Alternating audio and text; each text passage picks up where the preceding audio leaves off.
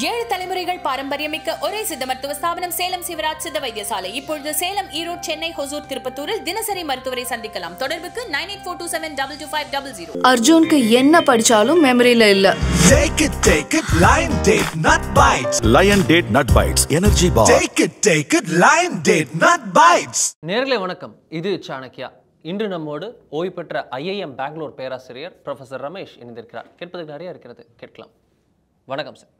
வணக்கம் அருண். சாணக்கிய நேயர்களுக்கு வணக்கம். சொல்லுங்க. எஸ் சார், பீகார் ரிசல்ட்ஸ் வந்திருக்கிறது. ஒரு sweeping victory for NDA alliance, BJP JDU alliance. பெரிய ஸ்வீப்பு. பிஜேபி முதல் முறையாக ஒரு சிங்கிள் லார்ஜஸ்ட் பார்ட்டியாக வந்திருக்கு. உங்களுக்கு கிட்டத்தட்ட 20 வருஷம் ஆட்சி செஞ்ச நிதிஷ்குமாருக்கு அனதர் டேர்ம் கிடைத்திருக்கிறது.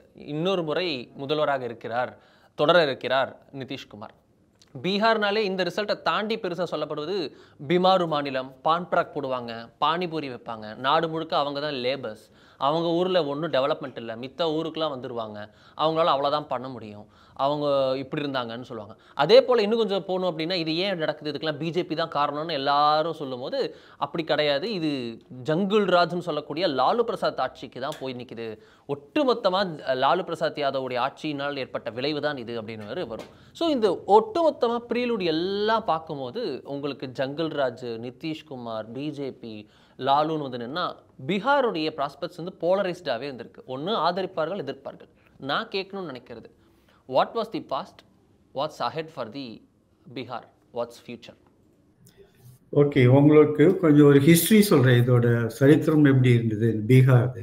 ஓகே, நான் வந்து பர்சனலாக பீகாரோட ஒரு ஆல்மோஸ்ட் 30 வருஷமாக வேறு ப்ராஜெக்ட்ஸ்லாம் பண்ணிட்டு இருக்கேன்.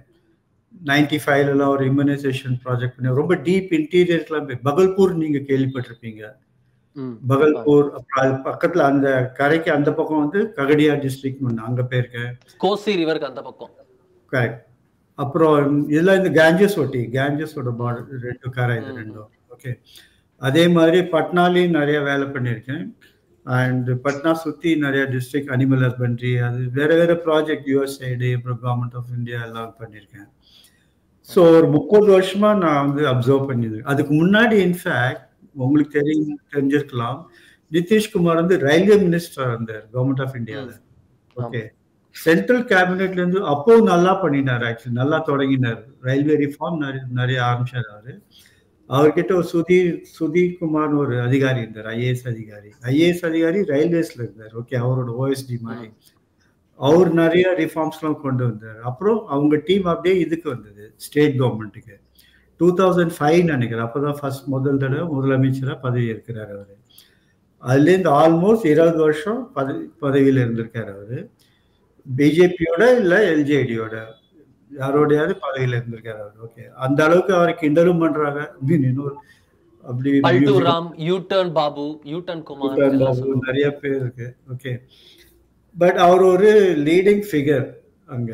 பட் அதுக்கு முன்னாடி கூட அருண், ஈவன் இண்டிபெண்டன்ஸ்க்கு அப்புறம்லாம் பார்த்தீங்கன்னா கூட அங்கேயே நிறைய அறிஞர்லாம் வந்திருந்தாங்க. ராஜேந்திர பிரசாத் ஒருத்தர். ஓகே, அதே மாதிரி ஈவன் ஜெயபிரகாஷ் நாராயண்லாம் அங்கதான் நிறைய இதெல்லாம் ஆரம்பிச்சார். அதே மாதிரி நீங்க பாத்தீங்கன்னா பட்னா யூனிவர்சிட்டியில அந்த காலத்துல ரொம்ப பிரசித்தப்பட்டு இருந்தது. நம்ம மெட்ராஸ் யூனிவர்சிட்டி எப்படி இருந்தோ அதே மாதிரியே அலகாபாத் யூனிவர்சிட்டி, பட்னா யூனிவர்சிட்டி, நலாந்தா கூட பர்சன் சொல்லலாம். பட் பட்னா நான் சொல்றேன், ஈவன் இண்டிபெண்டன்ஸ் ஸ்டைட்ல கூட நல்லா இருந்தது. பட்னா மெடிக்கல் காலேஜ் அதெல்லாம். திடீர்னு இந்த கேஸ்ட்லாம் ரொம்ப மேலோங்கவே அதுல வந்து பிரச்சனை ஆரம்பிச்சது. அதுல எஸ்பெஷலி இந்த இவருக்கு முன்னாடி வந்து லலு பிரசாத் ராஜ், குண்டாராஜ் அப்படின்றாங்க, ஜங்குல் ராஜ்ல வந்து அவ்வளோ மோசமா இருந்தது. இன்ஃபேக்ட் நேத்திக்கு ஒரு சேனல்ல ப்ரொஃபசர் வைத்தியநாதன் நீங்க கேள்விப்பட்டிருக்காரு, அவர் சொல்றாரு, லலு பிரசாத் யாதவ் 10 வருஷமா பவர்லயே இல்லை, அப்படி இப்ப கூட ஆன்டி இன்கம்பன்சி இருக்கு அப்படின்றாங்க. அதாவது இப்ப நம்ம ஊர்லயே கூட டிஎம்கேக்கு ஒரு பேர் இருக்குல்ல. ஓகே, அது வந்து அவங்க பதவியில் இல்லைன்னா கூட அந்த பேர் அவங்களுக்கு தொடரும், ஆன்டி இன்கம்பன்சி இருக்கும் அவங்களுக்கு. ஓகே, அதே மாதிரியே இவங்களுக்கும் உண்டு, லாலு பிரசாத் யாதவுக்கும். ஓகே, அது பாவம் அவரோட பையன் மேலேயும் அது வந்து ரப் ஆஃப் ஆகுது. இப்போ நிதிஷ்குமார் 2005ல ஆரம்பிச்சும் போது நான் நல்லா க்ளோஸாக அப்சர்வ் பண்ணிட்டு இருப்பேன். எங்களுக்கெல்லாம் ஒரே இன்னும் திருப்தியாக இருக்கும். அதாவது நல்ல நல்ல அதிகாரிகள்லாம் போட்டாரு. கவர்னன்ஸ் இம்ப்ரூவ் பண்ணணும்னு நினைச்சாரு. நிறைய இந்த gang leaders, caste gang leaders சொல்லலாம், அவங்களெல்லாம் ஜெயில போட்டாரு. ஸோ ஓரளவுக்கு லா அண்ட் ஆர்டர் கண்ட்ரோல் வந்து நான் வந்து 1994 பார்த்துருக்கேன். பட்னாவில் வந்து லேடிஸ்லாம் ஈவினிங் போகிறது கூட பயப்படுவாங்க ஒரு 7 o'clock மேலே. ஓகே, அதே மாதிரியே நானும் ஒரு பொலிட்டிக்கல் ஃபேமிலியோடலாம் இன்ட்ராக்ட் பண்ணியிருந்தேன், ஐஏஎஸ் அதிகாரிகளெல்லாம் இன்ட்ராக்ட் பண்ணியிருந்தேன்.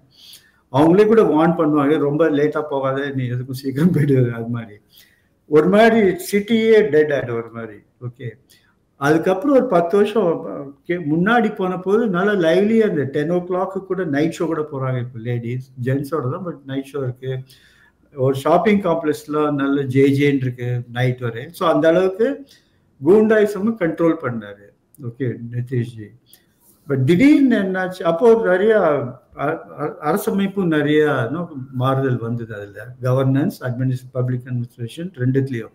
இன்ஃபேக்ட் சில சமயம் அவங்க கவர்மெண்ட்ல அவரோட ஓஎஸ்டி என்னோட மீட்டிங்ஸ்ல வேணுன்ட்டே சண்டே லேட் ஈவினிங்லாம் ஃபிக்ஸ் பண்ணுறாரு.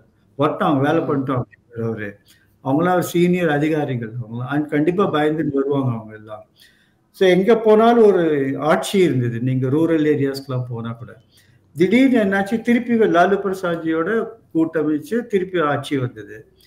திருப்பி இவங்க எல்லாம் ஜெயிலேன்னு வந்து வெளியில் வந்துட்டாங்க. திருப்பி ஜங்கிள் ராஜ் ஆட்சி. அதுக்கப்புறம் ஒரு மாதிரி ஒரு கண்ட்ரோல் போயிட்டு அந்த அட்மினிஸ்ட்ரேஷன் மேலே நிதிஷ்ஜிக்கு.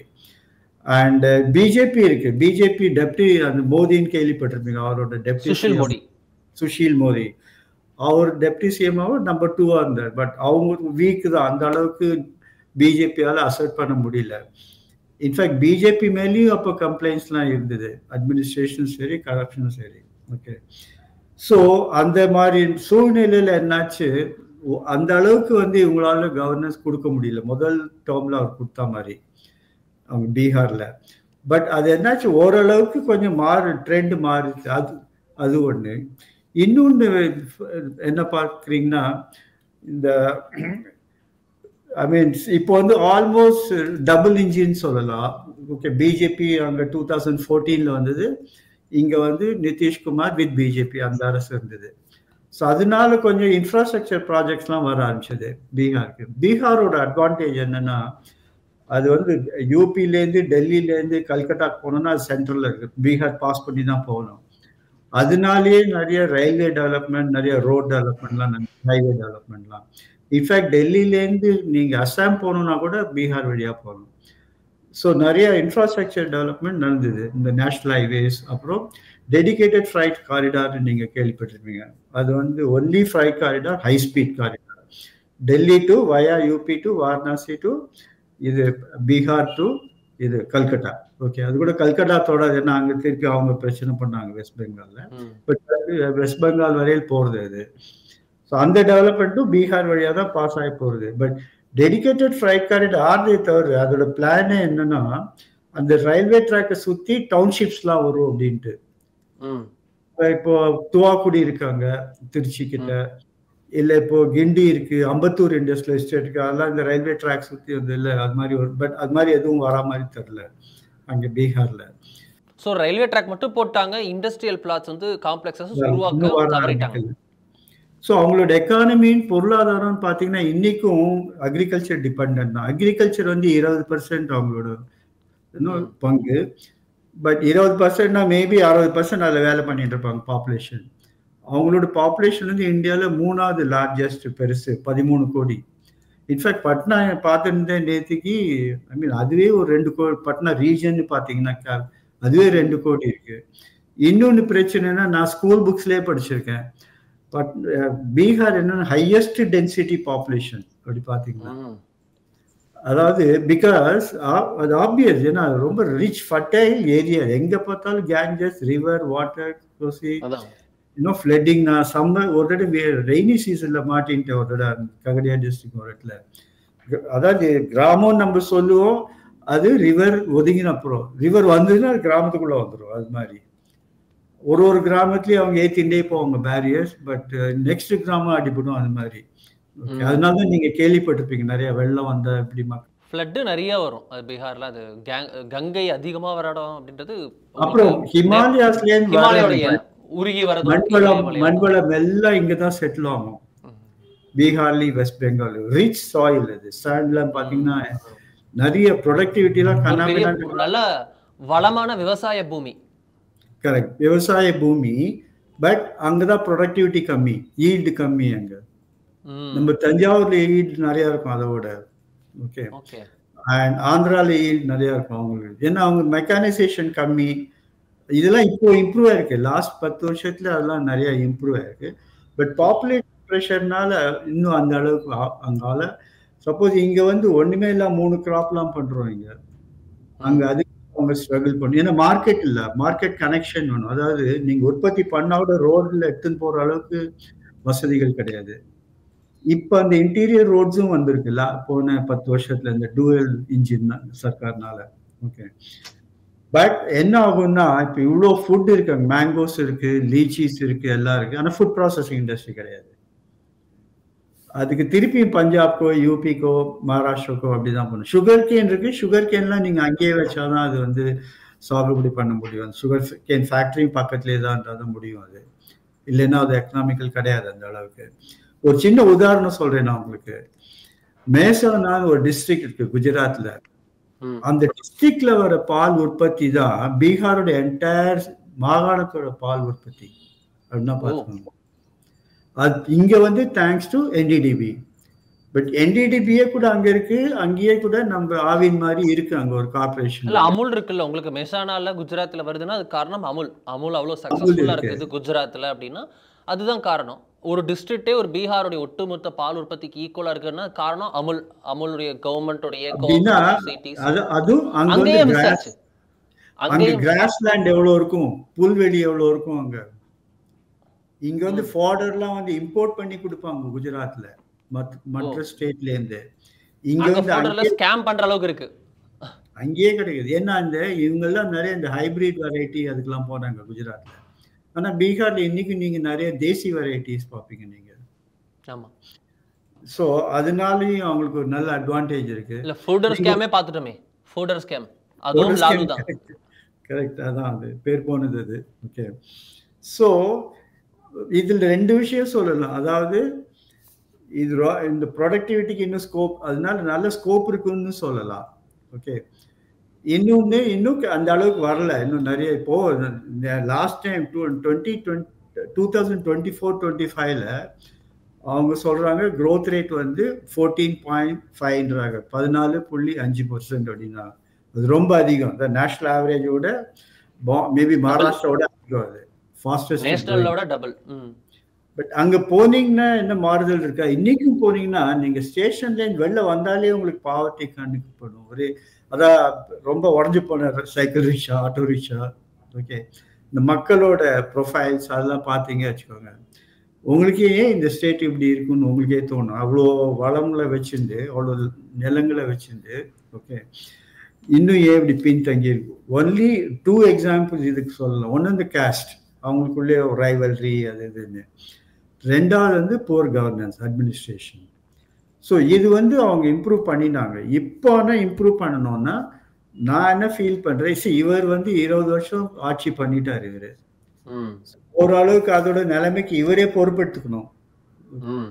இவர் வந்து இன்னும் முன்னாடி கவர்மெண்ட்டை சொல்ல முடியாது, அண்ட் சென்ட்ரல் கவர்மெண்ட்டை சொல்ல முடியாது. அவங்களோடையும் கூட்டில் இருக்காரு. ஸோ இவருக்கு தான் முழு பொறுப்பு. இன்னைக்கு பீகார் இப்படி இருக்கிறதுக்கு நல்லதுக்கும் சரி கெடுதலுக்கும் சரி இவர் தான் பொறுப்பு. இப்போ நீங்க தமிழ்நாடு எடுத்துட்டீங்கன்னா நல்லதுக்கும் சரி கெடுதலுக்கும் சரி ஏடிஎம்கே டிஎம்கே மொத்தமா திராவிடியன் பார்ட்டிஸ் தான் பொறுப்பு. வேற யாரையும் சென்டரை கூட பிளேம் பண்ண முடியாதாங்க. ஏன்னா சென்டர் எப்பவுமே ஆண்டகனிஸ்டுக்கு தான் இருந்திருக்காங்க. அப்போ கூட சென்டர் நிறைய பண்ணியிருக்காங்க. ஸோ அப்படி பொறுப்பேற்கும் போது இவரே ஒன்று ஒதுங்கி இருக்கலாம். என்ன ஒரு ஆட்சியில நீங்களே ஒரு 20 வருஷம் அதே பண்ணியிருந்தீங்கன்னா, ஒரு சிஇஓ சொன்னார், ஒரு சிஇஓ ஆஃப் எம்என்சி கம்பெனிக்கு சொன்னார், எம்டி. நான் வந்து ஒரு எம்டியா இருக்கேன், ஒரு 3-4 வருஷம் இருந்துட்டேன் ஒரு கம்பெனியில.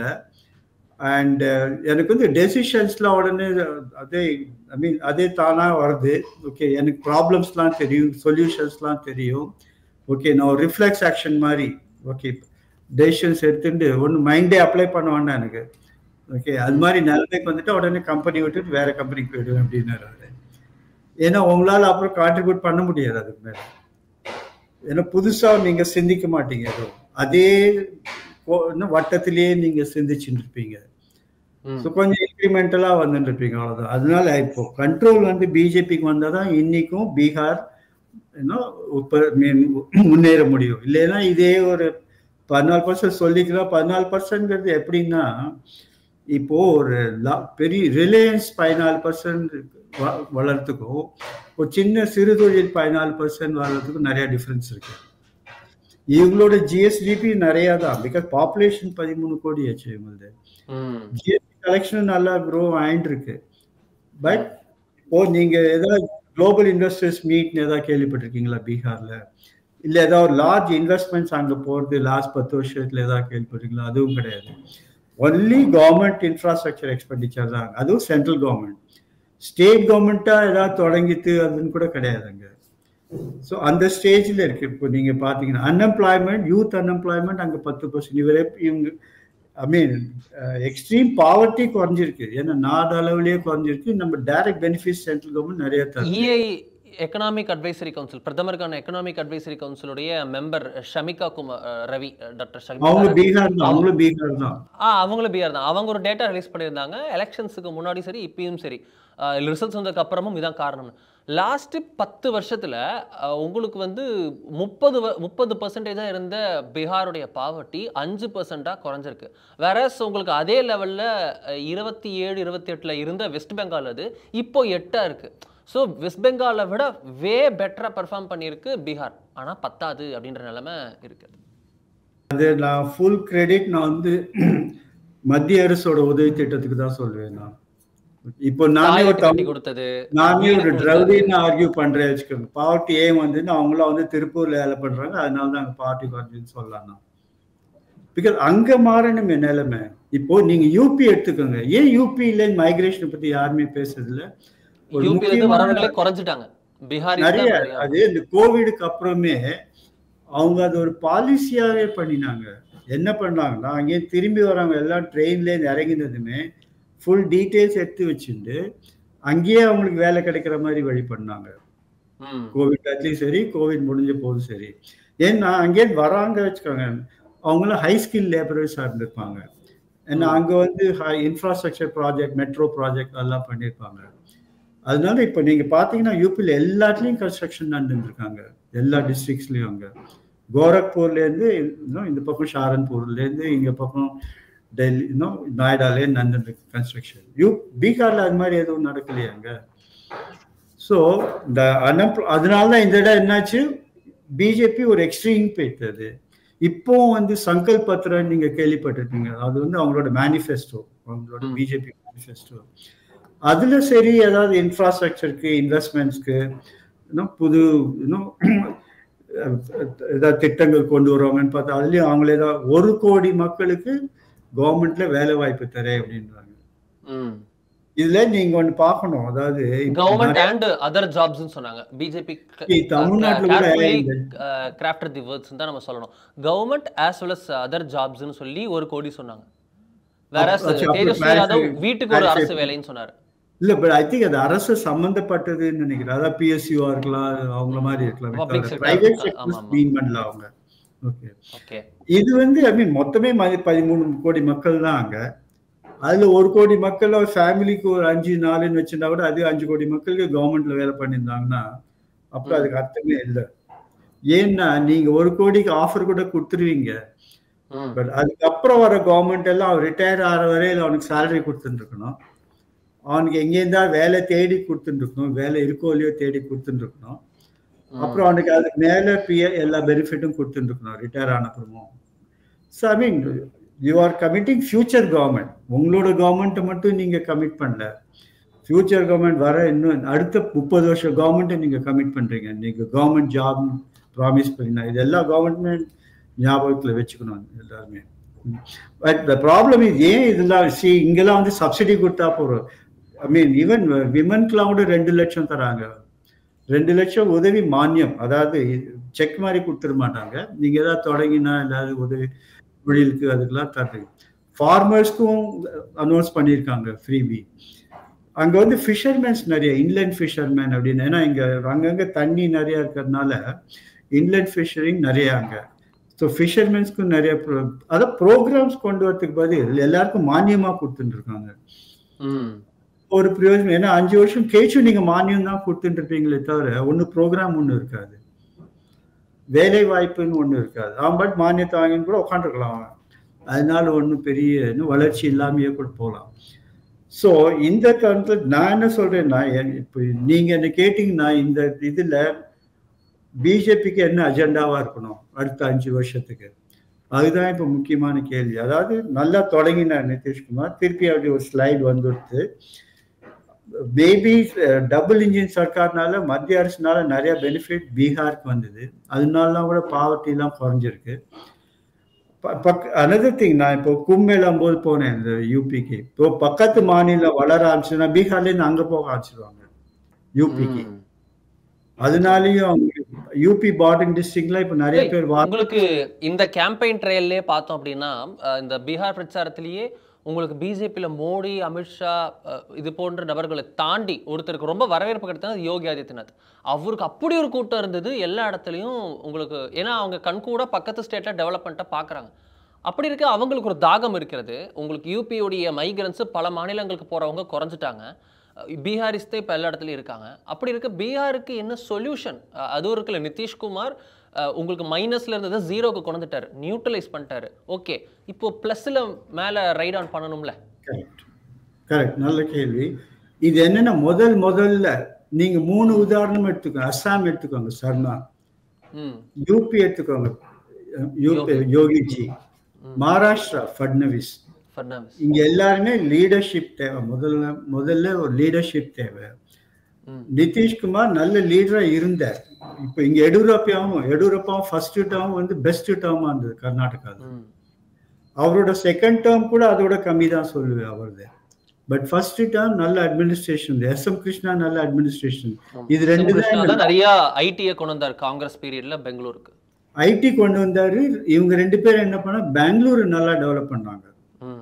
ஸ்பெஷல் இன்னும் அஜெண்டாவை போட்டு டெவலப் பண்ணாங்க பெங்களூர். இது ரெண்டும் பெரிய கான்ட்ரிபியூஷன் ஆகுது. அதோட பெனிஃபிட் இப்பவும் பார்க்குறோம் நம்ம. ஸோ ஃபர்ஸ்ட் திங் நான் என்ன சொல்றேன், அது ஒரு பேட் லக் இந்த பிஜேபிக்கு. இன்னும் கரெக்டா லோக்கல் லீடர்ஷிப் அங்கே கிடைக்கல பீகார்ல.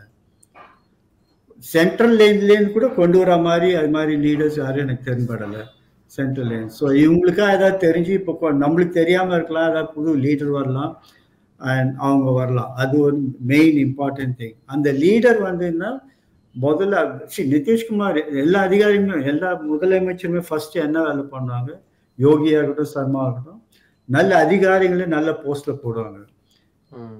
ஒரு டசன் அதிகாரி நல்ல இடத்துல போஸ்ட் பண்ணிட்டீங்க வச்சுக்கோங்க, ஐஏஎஸ் ஐபிஎஸ் 2 பேரும் 2 சர்வீசஸுமே, அதுலேயே ஃபுல் ஸ்டேட்டை நீங்க கண்ட்ரோல்ல கொண்டு வந்துடலாம் நீங்க. அது ஏன்னா அது மூலமா டிஸ்ட்ரிக்ட் கண்ட்ரோல் பண்ணிக்கலாம், டிபார்ட்மெண்ட்ஸ் கண்ட்ரோல் பண்ணிக்கலாம், மெயின் டிபார்ட்மெண்ட்ஸ் அதெல்லாம். ஸோ அது ஒரு ஃபர்ஸ்ட் ஸ்டெப் அவர் எடுத்தாரு. அதாவது என்ன பண்ணினார் யோகிஜி, சிஎம் செல்ல நல்லா ஸ்ட்ராங்கா பண்ணினாரு, நல்ல அதிகாரிகளை போட்டார் இம்பார்ட்டன்ட் துறைகள் எல்லாம். ஸோ இன்ஃபேக்ட் சில நல்ல அதிகாரி டெல்லியிலேருந்து கூட வர வச்சார் அவர்.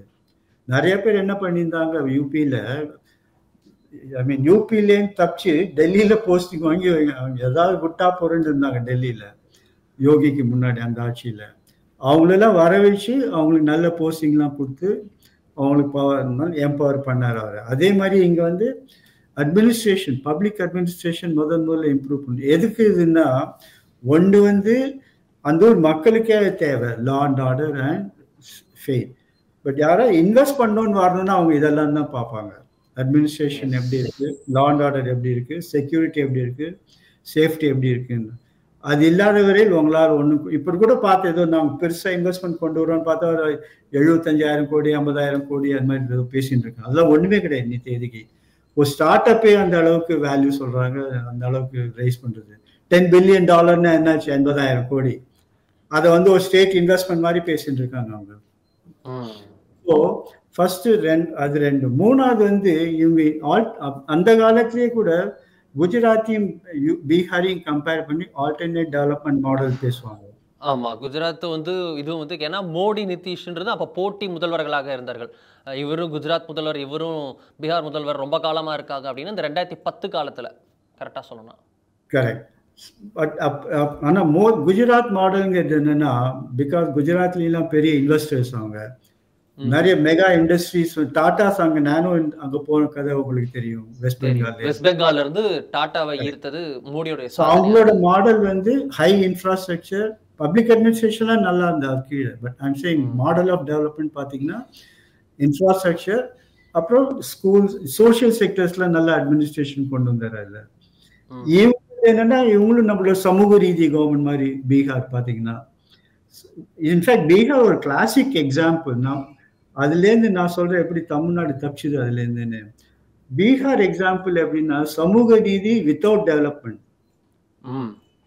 தமிழ்நாடு இந்த அளவுக்கு தாக்கு பிடிக்கணும்னா நம்ம காமராஜர் டயத்துக்கு தான் போவேன் நேரம். ஓகே, அந்த டயத்துலேருந்து ஆரம்பிச்ச டெவலப்மெண்ட் தான் இன்னி வரை தாக்கு பிடிக்கும். அப்புறம் கலெக்டரும் சரி, மேடமும் சரி, நிறைய இண்டஸ்ட்ரீஸ் கொண்டு வந்தாங்க. ஆட்டோமொபைல் எல்லாம் ஃபுல்லா வந்தது, எலக்ட்ரானிக்ஸ் எல்லாம் கொண்டு வந்தாங்க. கருணாநிதி அவர்கள் பீரியட்ல உங்களுக்கு இந்த டெக் இதெல்லாம் நிறைய உருவாச்சு, அதை நம்ம பார்த்திருக்கோம்.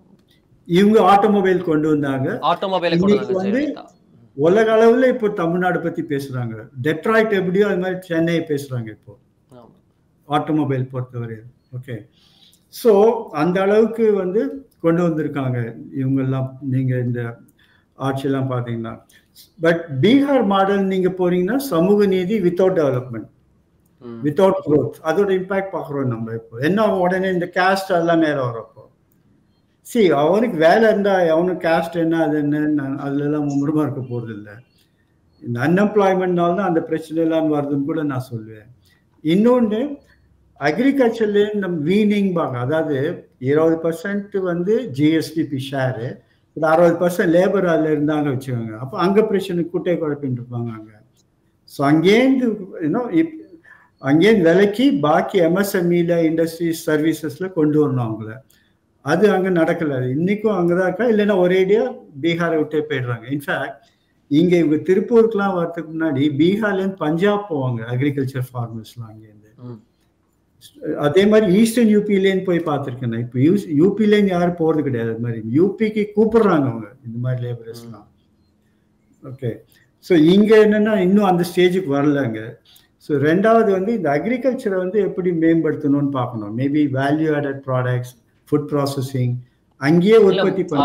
அமித்ஷா சொல்லியிருக்காரு, மூடப்பட்டு இருக்கும் எல்லா ரைஸ் மில்களும் சுகர் மில்களும் வந்து மீண்டும் வந்து சரி செய்யப்பட்டு துவக்கப்படும். ஸோ உங்களுக்கு அக்ரிகல்ச்சர்லேருந்து ஃபாஸ்டான உங்களுக்கு சுகர் கேன்லேருந்து ரைஸ் மில்லேருந்து எல்லாமே வந்து மீண்டும் அந்த தொழிற்சாலைகள் ஒரு செமி அக்ரிகல்ச்சரல் இண்டஸ்ட்ரி வந்து பூம் ஆகும்னு எதிர்பார்க்கலாம். இதெல்லாம் ரெடியா இருக்கிற கெப்பாசிட்டி உங்கள்கிட்ட மூடப்பட்டிருக்கு, திறந்தா மட்டும் ரெடி பண்ணா மட்டும் போதும். தேவையில்லை, வெறும் எக்ஸ்ட்ரா ஒரு ஒர்க்கிங் கேபிட்டல் கொடுத்தா விட நாளைக்கு ஆரம்பிச்சிருவாங்க எல்லாத்தையும் அவங்க. அதுல என்ன ஆகும், டபுளிங் ஃபார்ம் இன்கம்னு நீங்க கேள்விப்பட்டிருப்பீங்க. அதாவது ஃபார்ம் லேண்ட் இன்கம் எப்படி மேபி 5 வருஷத்துலேயே 2 மடங்கா பண்றது அப்படின்னு. ஸோ அது பண்ணா அது ஸ்ட்ரைட்டாவே ஜிடிபி அதுலேயே அதிகரிச்சிடும். நிறைய எம்ப்ளாய்மெண்ட்ஸ் வரும் அதுல. ரெண்டாவது டூரிசம் பொட்டன்ஷியல் நிறைய. நீங்க பீகார், யூபி இப்போ வந்து டூரிசம் வந்து இதோட கான்ட்ராஸ்ட் பாருங்க. குஜராத்ல டூரிசம் நல்ல ஷேர் வந்தது, பட் அங்க ஒன்றும் பெருசா பார்க்கறதுக்கு ஒன்றும் கிடையாது. கிர் ஃபாரஸ்ட் ஒன்று தான் இருக்கு. பட் அப்புறம் கட்சியில் ஒன்று ஆரம்பிச்சார், டெசர்ட் டூரிசம் ஒன்று ஆரம்பிச்சாரு. அப்புறம் கை டூரிசம், காத்தாடி வச்சுன்னு ஒரு டூரிசம், பட்டம்லாம் வச்சுன்னு ஒரு டூரிசம் அப்படின்னு. பட் யூபியில் வந்து டூரிசம் பொட்டன்ஷியல் ஆக்சுவலி இருக்கு. தாஜ் ஒரு பக்கம், இன்னொரு பக்கம் அயோத்தியா அண்ட் வாரணாசி, பிரயாக்ராஜ் எல்லாமே இருக்கு. பீகார் பாத்தீங்கன்னா நீங்க ஒரு தடவை போகணும், போத்கயா போகணும். புத்திஸ்ட் ஒரு பெரிய சென்டர் அது. ஜப்பான்ல இருந்து ஃபாரிஸ்ட்ல இருந்து இங்க நிறைய அங்க வருவாங்க. அது வச்சுட்டே நீங்க ஒரு பெரிய சர்க்கியூட் டெவலப் பண்ணலாம். அது அங்கேருந்து நேரம் வாரணாசிக்கு போவாங்க அங்கேருந்து.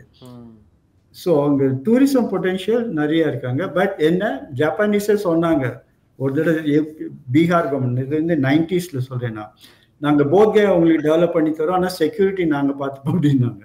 ஸோ அந்த அளவுக்கு அவங்களுக்கு பீகார் கவர்மெண்ட் செக்யூரிட்டி மேலே நம்பிக்கை, அவநம்பிக்கை இருந்ததுன்னா பார்த்துக்கோங்க நீங்கள். அவங்க அப்புறம் இவங்க சொன்னாங்க, இவங்களுக்கே அவமானம் வந்தது பீகார் கவர்மெண்ட்டுக்கு. அவங்க அதுக்கு ஒத்துக்கல. பட் போத்கயாக்குன்னே ஒரு செப்பரேட் ஏர்போர்ட் இருக்கு. இன்ஃபேக்ட் இப்போ லாஸ்ட் 10 வருஷத்துல தான் இந்த பிஜேபி கவர்மெண்ட் வந்தப்பறம் தான் இதுவும் வந்து மத்திய அரசுனாலன்னு சொல்லுவேன். எய்ம்ஸ், ஐஐடி, ஐஐஎம் வந்திருக்காங்க. முன்னாடி நான் உங்களுக்கு சொல்றேன், இங்கே பீகார்ல எல்லாரும் ஸ்கூலுக்கு கூட டெல்லிக்கு போவாங்க, ஆர் மற்ற மாநிலத்துக்கு போவாங்க, ஸ்கூலிங்க்கு கூட போவாங்க, இன்ஜினியரிங் காலேஜஸ்லாம் விடுங்க. இல்ல நிறைய பேர் எனக்கு தெரிஞ்சவங்க பீகார்ல இருந்து ஜார்க்கண்ட் வந்து படிச்சவங்க எல்லாம் இருக்காங்க.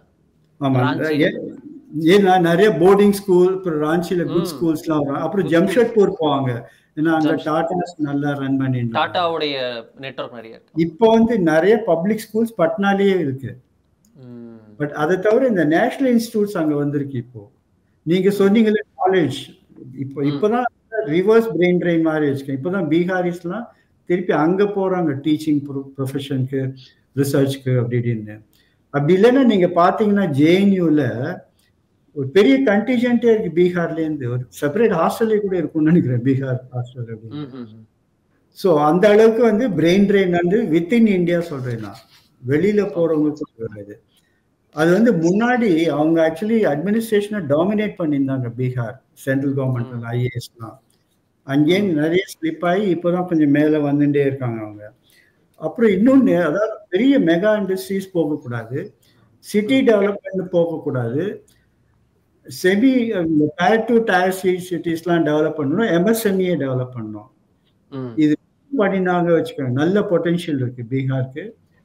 அவங்க வந்து பாக்கி இன்னும் இண்டஸ்ட்ரீஸ்க்குலாம் ஆக்சிலரி யூனிட்ஸாக இருக்கலாம் அவங்க. இன்னொன்று, ஜார்க்கண்ட்ல நிறைய மினரல்ஸ் இருக்கு, அதோட ப்ராசஸிங் இண்டஸ்ட்ரீஸ்லாம் பீகார்ல போடலாம். அது இப்போ வந்து நீங்க ப்ராசஸிங் இண்டஸ்ட்ரீஸ்னு பார்த்தீங்கன்னா எல்லாம் வந்து இங்க இருக்கும், தமிழ்நாடு, கர்நாடகா, அப்புறம் ஒரிசால கூட கிடையாது, ஆந்திரான்னு இருக்கலாம். பட் இப்போ பீகாருக்கு ஷிஃப்ட் ஆகலாம். பீகார் ஒரு பிரச்சனைனா அவங்களுக்கு போர்ட்டுன்னு ஒன்றும் கிடையாது. பட் கனெக்டிவிட்டி நிறையா இருக்கு. கல்கட்டாவோட கனெக்டிவிட்டி, நல்ல கனெக்டிவிட்டி, அது டெடிகேட்டட் ஃப்ளை காரிடார் வந்த அப்புறம் நல்ல கனெக்டிவிட்டி. இப்போ வந்து இன்டர்நேஷனல் ஏர்போர்ட் அனௌன்ஸ் பண்ணியிருக்காங்க மேனிஃபெஸ்டோல, அவங்களோட சங்கல்ப் பத்ரான்னு சொல்றாங்க அதுல. ஸோ தர்பங்கா அது மாதிரி இடத்துலலாம் இன்னும் 2-3 பெரிய ஏர்போர்ட்ஸ்லாம் வர்றதுக்கு இருக்கு. ஒரு பிரச்சனை என்ன தெரியுமா, பட்னாலேயே நான் டென்சிட்டி ஆஃப் பாப்புலேஷன் சொன்னேன்ல, இப்போ பீகார்ல உங்களுக்கு ஒரு 1000 ஏக்கர் கண்டினியூஸா வேணும்னா கிடைக்காது. இப்போ தமிழ்நாட்டிலேயே அதே தானே, ஒரு இன்னைக்கும் லேண்ட் தேடிட்டு இருக்காங்க பக்கத்துல எங்க வைக்கிறது அப்படின்னு. எங்கேயா நீங்க இப்போ கண்டுபிடிச்சா, ஐ மீன் இப்போ டெவலப் ஆயிட்டு இருக்கு. அதான் போத்கயா பட்னா ரூட்ல ஒரு இன்டர்நேஷனல் ஏர்போர்ட் வந்துட்டு இருக்கு. இது வந்து 10 வருஷம் ஆயிருக்கும், 15 வருஷம் ஆயிருக்கும். யூபியில் என்ன ஜவஹர் ஏர்போர்ட் 2 வருஷத்துல ஒரு பெரிய இன்டர்நேஷனல் ஏர்போர்ட்டே வருது இப்போ. ஸோ அந்த பேஸ் ஆஃப் டெவலப்மெண்ட் வந்தாகணும். எல்லாத்துக்கும் வந்து லீடர்ஷிப் கண்ட்ரோல் இருக்கு. ஆர் இவர்கிட்ட சொல்லிட்டு நீங்க முதலமைச்சர் இருந்துக்கோங்க, பாக்கியெல்லாம் நாங்க பாத்துக்கிறோம் அப்படின்னு தான் சொல்லணும். அப்போதான் டெவலப்மெண்ட் ஆகுமே தவிர வெறும் மத்திய அரசை நம்பியே நம்ம வந்து இன்னும் டெவலப்மெண்ட் பண்ண முடியும், இல்லை மற்ற மாநாடுகள் எல்லாம் நம்பிட்டு நம்ம டெவலப் பண்ண முடியாது. இன்ஃபேக்ட் இன்னொரு உதாரணம் கூட சொல்றேன் நான் உங்களுக்கு. கேரளாவே எடுத்துக்கோங்க. கேரளா சொல்றாங்க சமூக நீதி, பட் அப்போ கூட நாங்க டெவலப் ஆகிறோம். பட் சப்போஸ் நாளைக்கு மிடில் ஈஸ்ட் ஷட் ஆச்சு வச்சுக்கோங்க, மிடில் ஈஸ்ட்ல இருந்து வேலை கிடைக்கல, எல்லாத்தையும் என்ன ஆகும் கேரளாக்கு? அவங்க எக்கானமி ஒன்றும் அவங்களுக்கு அந்த அளவுக்கு ஸ்ட்ரென்த்தே கிடையாது, ரிசோர்சஸ். அங்கே வர ரெமிட்டன்சஸ்னால தான் அது ஆக்சுவலி கேரளா ஓடின்னு இருக்கு. நீங்க என்ன கேட்டீங்கன்னா, சில சமயம் நிறைய பேர் சொல்லுவாங்க, ஏதாவது கிராமத்துலலாம் நீங்க பெரிய பெரிய பங்களாலாம் நீங்க பார்ப்பீங்க, இல்லை அங்கேருந்து உற்பத்தி ஆகிற இன்னும் சம்பளத்துல இருந்தா வருது, இல்லை அங்கேருந்து வர ஃபார்ம் இன்கம்ல இருந்தா வருது, இல்லை பிளான்டேஷன்ல இருந்து வர்றாங்க. கேரளால எல்லாம் ஃபாரின் மணி அங்க. அண்ட் இருக்கிறவங்களும் அப்படி எல்லாம் ஒன்று ரெஸ்ட் ஆஃப் இந்தியாவில் இருக்காங்க, இல்லை அப்ராட்ல. அதுதான் இந்த யூபி அந்த காலத்துல இந்த உத்தராஞ்சல் இருக்கு இல்ல, உத்தராஞ்சல் பீகார்ல மணி ஆர்டர் எக்கானமி அப்படின்னு கேள்விப்பட்டிருப்பீங்க. அதான் அந்த காலத்துல ஒரு மணி ஆர்டரால் தான் இருந்தும் இந்த இது நடக்கும். ஸோ அவங்களும் ஃபாரின்லேருந்து எம்மோ அனுப்பிச்சுட்டு இருப்பாங்க, எப்போ வரும்னு. ஃபாரின்லேருந்து இல்லை, இந்தியாவிலேருந்து வரும் அப்போதான் ரெமிட்டன்சஸ். இப்போதான் அதெல்லாம் வந்து கம்மியாக இருக்கு அதெல்லாம். ஸோ இதெல்லாம் நடந்ததுன்னா யூபிக்கு, இப்போ பீகார் இதுலேருந்து இன்ஃபேக்ட் எதிர்பார்ப்பு நிறையா இருக்கு.